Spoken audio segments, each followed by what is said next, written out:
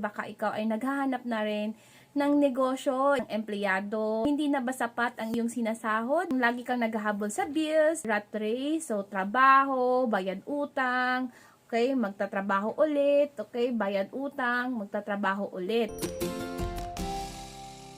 Hello guys, this is Chimi. So I've been doing the online business since 2012. So magti-12 years na po ako this May 2024 sa negosyo na to. So I am here to give you an information kasi baka ikaw ay naghahanap na rin ng negosyo, ikaw ba ay isang empleyado and kailangan mo pa ng extra income dahil hindi na ba sapat ang iyong sinasahod? Alam mo yun, mahirap yung lagi kang naghahabol sa bills, at saka ang tawag kasi dyan ay rat race, so trabaho, bayad utang, okay, magtatrabaho ulit, okay, bayad utang, magtatrabaho ulit. So, ramdam kita kasi naging empleyado din ako for almost 3 years.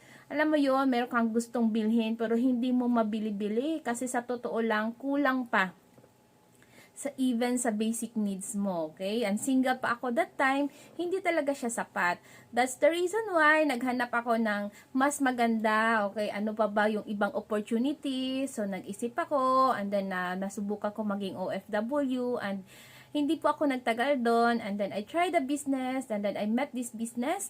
So, sa umpisa po, sa totoo lang, ay kinakabahan din po ako at wala po akong pang startup na kapital. Pero what made me decide na subukan ito? Kasi naniniwala ako, hindi naman lahat ng mga mayayaman or alam mo yon, magaan yung buhay nila ay pinanganak silang mayaman. Ika nga, if ikaw ba ay pinanganak na mahirap, hindi mo kasalanan yon. Pero kung ikaw ay mamamatay na mahirap, kasalanan mo na yon. So, naghanap ako ng opportunity and gaya ng mga advice ng mga mayayaman na, okay, if you see an opportunity, kahit hindi mo pa ganun kakabisado, try it, okay? So, magsimula muna yan sa subok-subok lang muna. So, actually, sinubukan ko lang din. At nangutang po ako kasi kahit sabihin natin na I am a teacher by profession at naging OFW ako, wala naman akong ipon. Naglakas loob lang po ako, okay? At inisip ko na why not? Kasi, 'di ba? What if ito na yung sagot sa pinagdarasal ko? At ikaw na nanonood ngayon, baka ito na din yung what if mo. Baka yung pinagdarasal mo na opportunity na makapagpabago sa buhay mo, na makatulong sa iyo, magkaroon ka ng extra income or makaangat kayo sa buhay, baka ito na yung hinahanap mo na sagot. So, don't be shy na kumontak sa amin para mabigyan ka namin ng more ideas how you can start this kind of business.